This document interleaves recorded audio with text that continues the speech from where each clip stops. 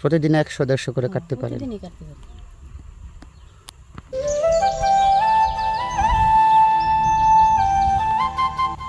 টিভিতে ইউটিউবে দেখছি যে পুকুরের পাড়ে লাউ অনেক লাউ ধরছে, এরপরে আর কি পুকুরে লিজ নিলাম, নিয়ে আর কি এভাবে লাগাইলাম আর কি। পুকুর লিজ নিয়ে তারপর পুকুরের পাড়ে এই বাগান করছেন?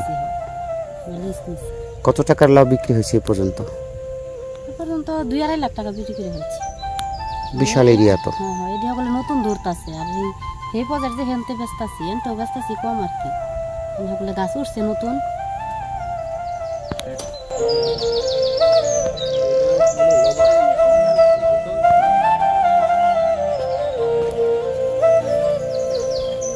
লাউয়ের জাত তো পুরনো জাত, এটা না নতুন না তো?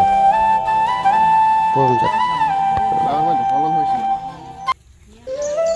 নতুন মাটি দেখে একটু ফলন বেশি হয়েছে।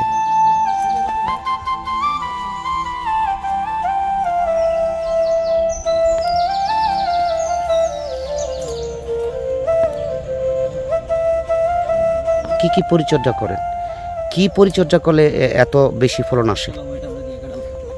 আমরা লাউ গাছ আগাছা পরিষ্কার করে রাখি, গাছের পাতা কাটি, আগা কাটিন দেই, ডুকা কাটিন দিলে সেই কাটা দিয়া সার দিয়ে আবার ডুকা বার হয়, আবার করা হয়। এতে কি কোনো কীটনাশক ব্যবহার করা হয় বা সার ব্যবহার করা হয়? সার হালকা পাতলা দেই, বেশিরভাগ দেই জৈব সার, জৈব গোবর আর কি। ওইটাতেই ভালো উৎপাদন হয় এবং গাছ ভালো থাকে। রাসায়নিক সার থেকে এমনি এই সারই বেশি হয়। এই গাছগুলো প্রথম লাগানোর পরে মাটির মাঝে কিছু গোবর দিয়ে এরা গর্ত করে লাগানোর পরে গাছ যখন 12-13 পাতা হইবে তখন গাছের প্রথম ডোকাটা কাটা দিতে হবে। কাটা দিলে শাখা পোশাকা ছাড়বো আর বেশি করে করা আসবো। মানে এই পদ্ধতিতে করলে আর কি বেশি ফলন পাওয়া যাবে। না মর্জি না। আপনি এই লাউয়ের বাগান করে তো এখন স্বাবলম্বী। স্বাবলম্বী। এবং প্রতিদিনই কত করে বিক্রি করতে পারেন? প্রতিদিন এমন 100-150 লাউ কাটি। প্রতিদিনই কাট? হ্যাঁ, পার পিস 50 টাকা হইলেও আমি এমন 10,000-12,000 টাকা লাউ বিক্রি করতে পারি।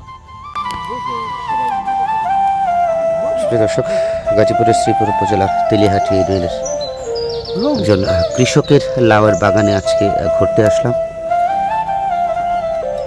কোনো কীটনাশক ছাড়াই শুধুমাত্র জৈব সারের উপর নির্ভর করে একজন কৃষকের স্বাবলম্বী হওয়ার যে গল্প, সেটি আজকে শুনলাম। দেখতে পাচ্ছেন যে নিজের জমি না থাকায় অন্যের জমি বর্গা নিয়ে বা লিজে নিয়ে কিন্তু তারা এই যে পুকুর পাড়ে লাউয়ের বিশাল একটি বাগান গড়ে তুলেছিল। সেই বাগানে ভালো ফলন হয়েছে এবং এখানকার যে কৃষক, তার কাছে জানার চেষ্টা করব। আচ্ছা, আসলে সাধারণ যারা এই নতুন করে বাগান করতে চায়, তারা কিভাবে করলে বাগানের পরিচর্যা করলে তাদের বাগানগুলো এত সুন্দর হবে? জি ভাই, আমি এই লাউ চাষের যতটুকু অভিজ্ঞতা আমার রয়েছে আর কি, লাউ চাষের মধ্যে সবচেয়ে ক্ষতিকারক দিকটা হচ্ছে লাউয়ের পচা রোগ। এটা থেকে যদি মানুষ বাঁচায় রাখতে পারে গাছে লাউ, এবং এই লাউ গাছ দেওয়া অনেক লাভবান, অনেক।